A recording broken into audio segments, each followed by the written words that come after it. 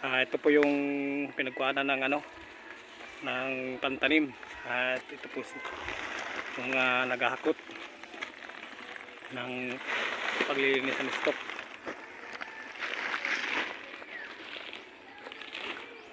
Ito po yung building na ongoing ginagawa para paglagyan ng distillery.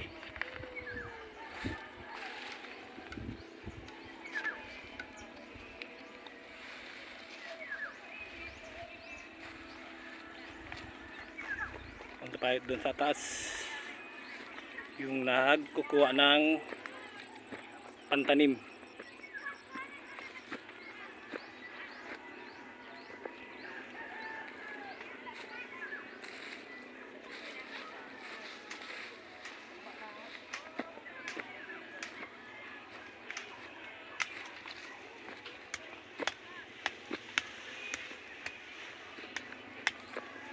Ito po yung nagkukuha ng pantanim.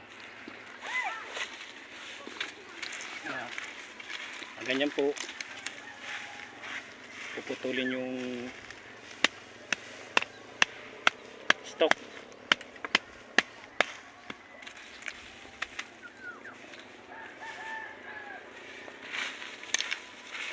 Para po makita natin yung para siya kunin. Ganyan po. Yan pong pinagkuhanan yan ng pantanim. Makita po ninyo yan, mayroon siyang natitirang puno, yung mga ugat. Pagkalipas po niya ng 3 araw, 4, siya po ay tutubo. Kaya hindi na po kailangan nating magtanim uli. Ayan naman po yung pagtanggal ng dahon. Pakita po sa inyo. Ayan po.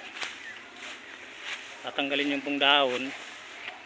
Ganyan rin po yung pagkuha ng ng dahon na lulutuin. Kapares lang po sila ng pagkuha ng pantanim na stock. Ganyan po mga farmers.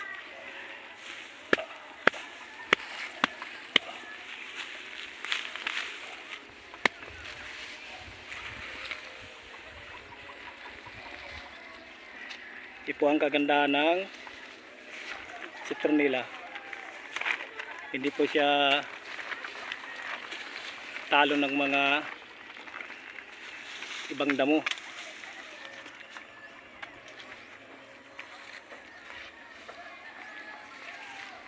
Yan po yung mga pinagkuhanan. Pagkalipas po nito ng mga ilang araw, tutubo yung pong mga puno niya na natara. Susunod pong video ko po, ito ay papakita ko sa inyo yung napagkuhanan na tumubo na po yung mga puno na natira. Ayun lamang po mga ka-farmers. Maraming salamat. Good morning po sa lahat.